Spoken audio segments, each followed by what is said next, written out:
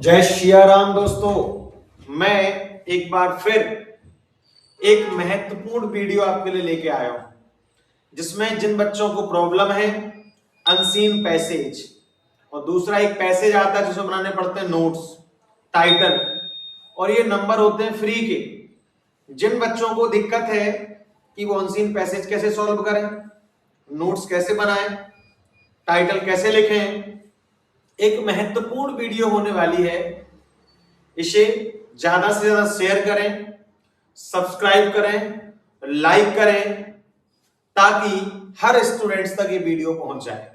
मेरे दोस्तों, बहुत सारे बच्चों को एक डाउट रहता है कि हम कैसे एक अनसीन पैसेज सॉल्व करें, और अनसीन पैसेज सॉल्व करने के चक्कर में बहुत टाइम वेस्ट भी कर देते हैं।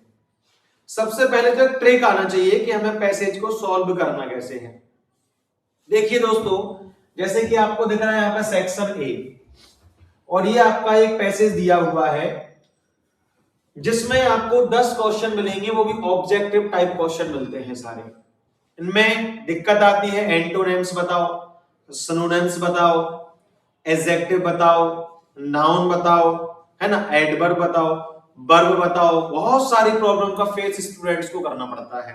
मैं आपको बताने वाला हूं वो शॉर्ट ट्रिक, जिससे आप इजीली कोई भी आसान तरीके से एक पैसेज को सॉल्व कर लोगे।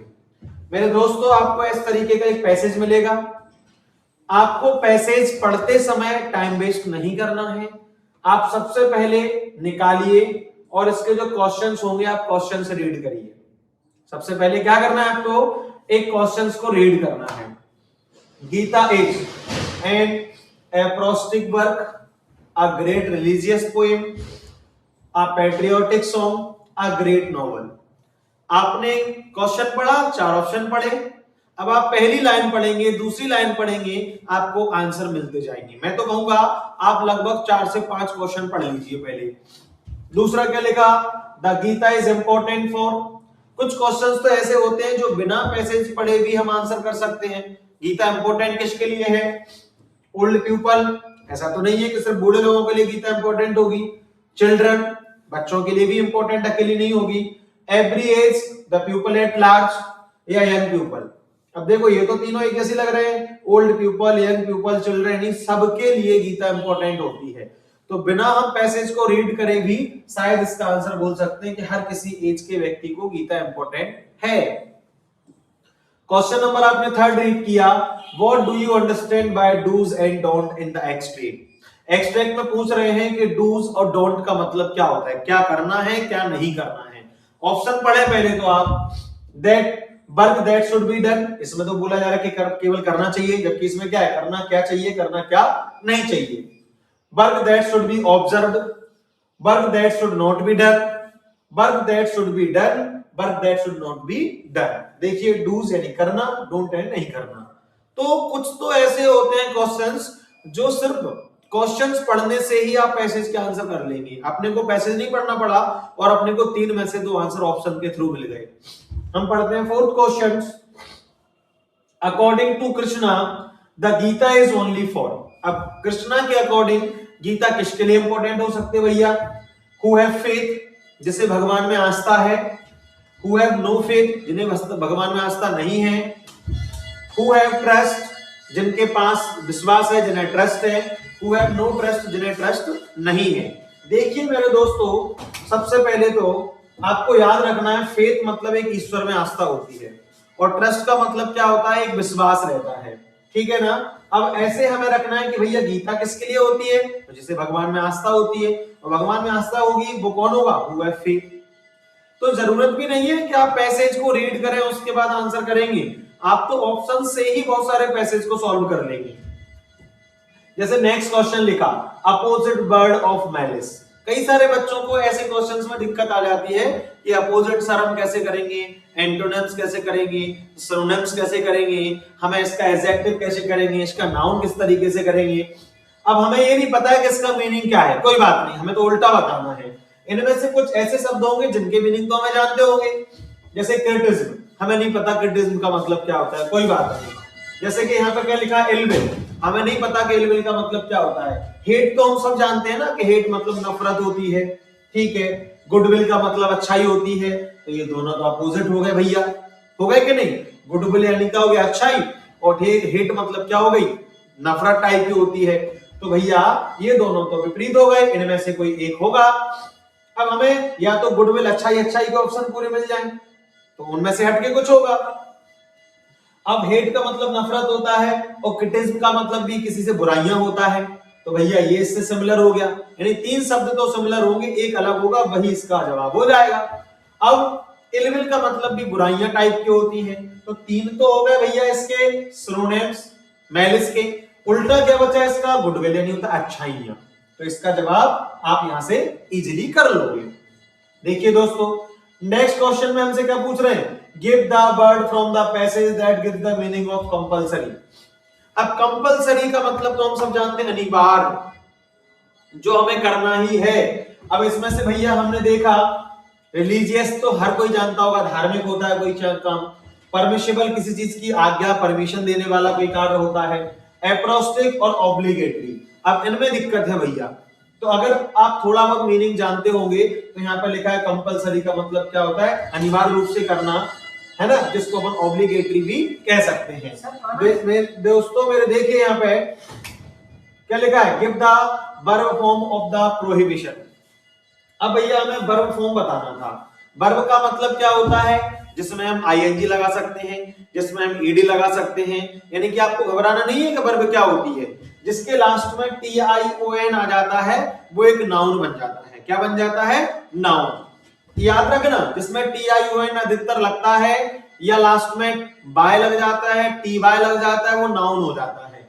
हमें बताना क्या है इसका, हमें बताना है वर्ब। वर्ब क्या, जिसमें आईएनजी लग सके, जिसमें हम ईडी लगा सकें। अब देखते हैं प्रोहिबिट, इसमें हम आईएनजी लगा सकते हैं, प्रोहिबिटिंग जैसे कि ये लिखा हुआ है, प्रोहिबिटेड हो सकता है, ये लिखा हुआ है।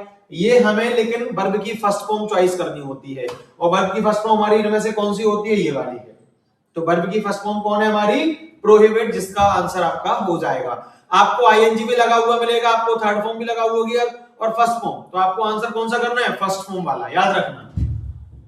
चलिए, give the antonyms of poor. अब पुअर का उल्टा क्या होता है, पुअर यानी गरीब, तो रिच यानी पैसे वाला, तो रिचर हो जाएगा।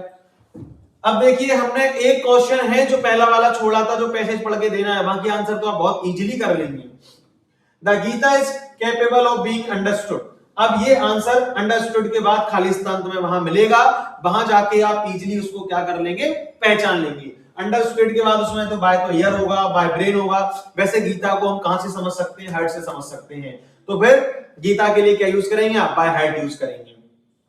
नेक्स्ट क्वेश्चन आपका क्या लिखा, in the given passage what is the only universal prohibition.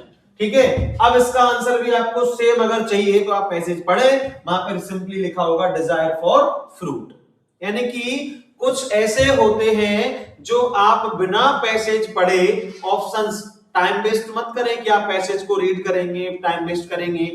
चलिए, अब हमने मात्र पहला क्वेश्चन छोड़ दिया था दोस्तों।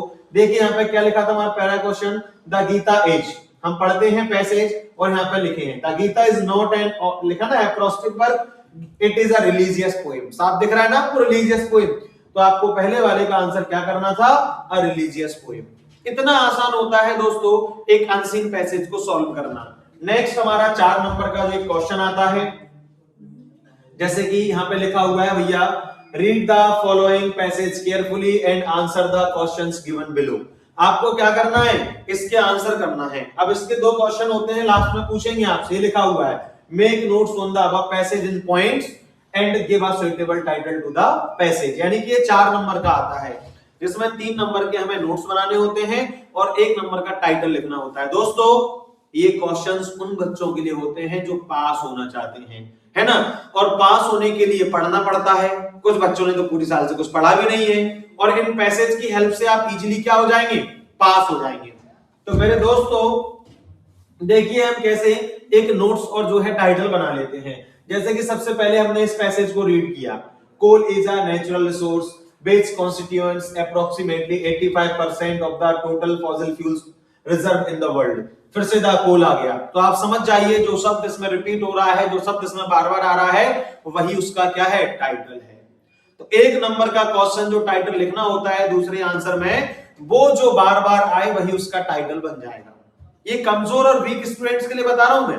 जो हमारे इंटेलिजेंट बच्चे हैं, जो हमारे समझ सकते हैं स्टूडेंट्स कि ये पैराग्राफ किस बेसिस पर दिया गया, इसका मीनिंग क्या है, तो वो इजीली इसके नोट्स बना लेंगे, इजीली इसके टाइटल लिख लेंगे। लेकिन उन बच्चों को दिक्कत आती है जो समझ ही नहीं पाते कि इसका मतलब क्या है, हिंदी मीनिंग क्या है। वो बच्चों के लिए मैं सलाह दे रहा हूं, आप बड़े आराम से जो रिपीट हो रहा हो शब्द वही उसका टाइटल बना दीजिए।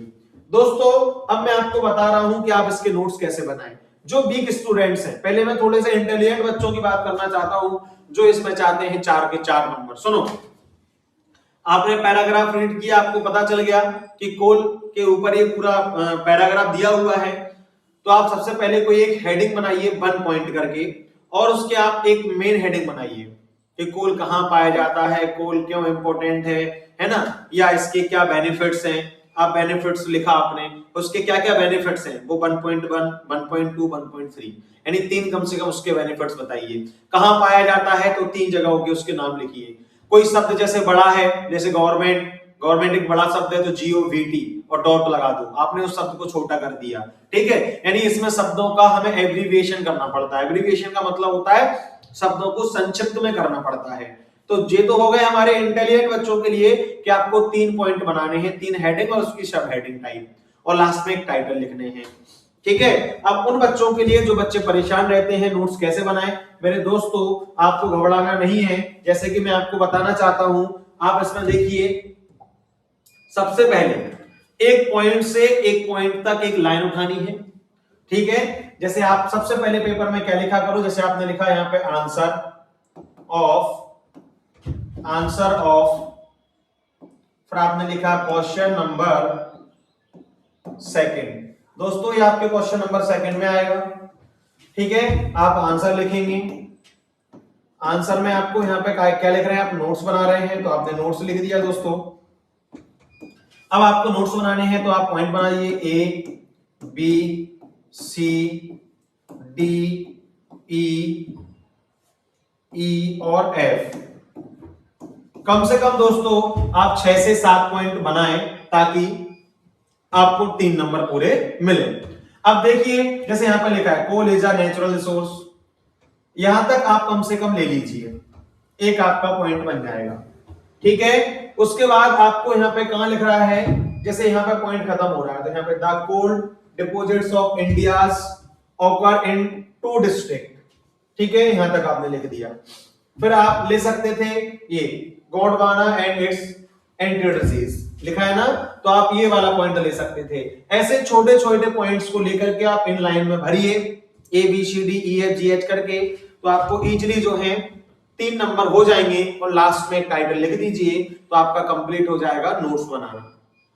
इसके बाद आता है आपका सेक्शन C ग्रामर, जिसके लिए मैंने डू एज डायरेक्टेड की एक इंपॉर्टेंट वीडियो दी है। उसमें मैंने जो क्वेश्चन दिए हैं, जो बताए हैं, आप उन्हें करें कि वो क्वेश्चन आने वाले हैं, आप सिर्फ उनको अच्छे से पढ़ के जाइएगा, आपकी ग्रामर भी गलत नहीं होगी। और नेक्स्ट में वीडियोस आपको लाऊंगा जिसमें बताऊंगा साफ साफ कि पास कैसे हो सकते हैं वो बच्चे जिनने अभी तक पूरी साल से स्टडी नहीं की है। धन्यवाद, मैं RV Sharma from ECS English classes Gwalior. दोस्तों साथ देना, साथ रहना, मैं आपका साथ दूंगा। जय हिंद, जय भारत, नमस्कार। और आपका कल पेपर है, उसके लिए बहुत बहुत बधाइयां, शुभकामनाएं। आपका पेपर बहुत अच्छा जाएगा, आप अपने आप पे विश्वास रखें। जय श्री राम दोस्तों।